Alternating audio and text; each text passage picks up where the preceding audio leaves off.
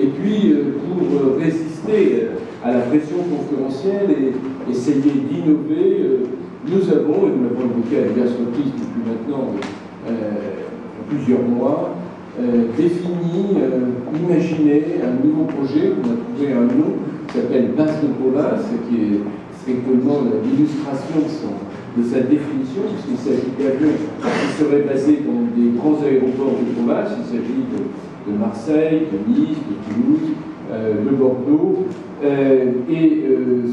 C'est une ambition forte de définir un modèle différent auquel tout le monde est associé. C'est un projet qui correspond à la valeur ensemble de notre projet Embarque, c'est-à-dire qu'un projet où toute l'entreprise se mobilise pour essayer quelque chose de différent et pour reprendre position sur un marché qui nous échappe de plus en plus sous la pression des low cost. Est-ce que chacun imagine que ce sera le poids de l'économie chinoise, par exemple l'économie indienne, dans les 5 à 10 ans qui viennent?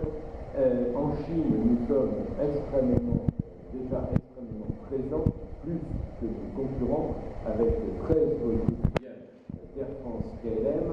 Et nous développerons, bien sûr, nous allons nous développer fortement sur la Chine, vous le savez, avec l'arrivée des compagnies chinoises dans SkyTeam, j'y reviendrai.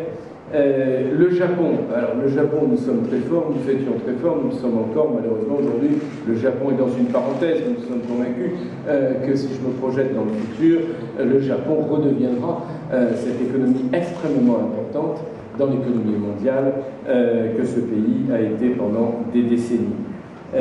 Nous sommes également forts en Asie du Sud-Est avec 8 points d'entrée et 8 vols quotidiens. Dans le sous-continent indien, nous avons des progrès à faire, c'est vrai. Nous sommes moins avancés, et ça tient au lien traditionnel entre l'Inde et nos pays, probablement, que le groupe Lufthansa, et nous sommes à peu près au niveau du groupe britannique. Donc vous voyez, au total, en Asie, nous avons 37 vols quotidiens et 25 points d'entrée, et la dynamique de notre croissance est orientée, bien sûr, je crois que c'est très important si on veut essayer de comprendre quels sont les atouts d'Air France KLM dans le futur. Nous avons fait faire un bond à SkyTeam cette année. En 12 mois à peu près, nous avons recruté 7 nouveaux membres et SkyTeam va passer donc de 13 à 20 membres. Les membres recrutés ne seront dans SkyTeam que dans le courant de l'année qui vient, un petit peu plus tard. Le 21 juin, il y a une cérémonie qui est organisée par China Eastern pour célébrer son entrée avec Shanghai Airlines, parce que China Eastern a racheté Shanghai Airlines, donc Shanghai Airlines qui est Star. Donc China Eastern et Shanghai Airlines rentrent très bientôt dans SkyTeam pour être membres actifs. Ils y rejoignent China Southern, qui est depuis plusieurs années membre de SkyTeam et qui est la plus grosse compagnie chinoise. Et China Eastern est également une compagnie très puissante, surtout avec Shanghai Airlines.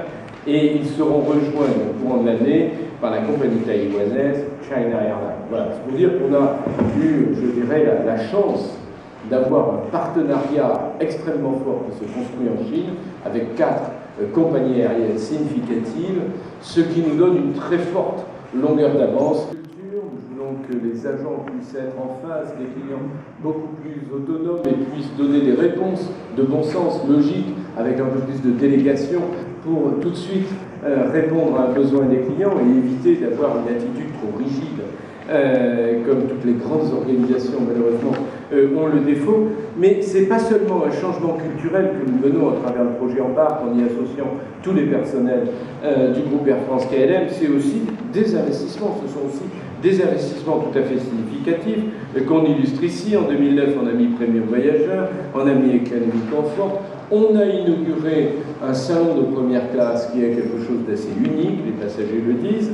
Nous introduisons en ce moment un nouveau siège à faire chez Air France. Vous savez, il y a beaucoup de débats sur les sièges à faire, et puis il y a les lie flat, et puis il y a les full flat. On a mis en place un siège différent, qui a les mêmes couleurs, mais par contre, dès qu'on est en position pour dormir sur ce siège, eh bien finalement on s'endort, c'est ce que les passagers nous disent, ils y dorment très bien, donc on a envie de l'appeler full sleep, parce que c'est ça qui est important, il offre beaucoup de longueur, beaucoup de largeur, et on y dort extrêmement bien.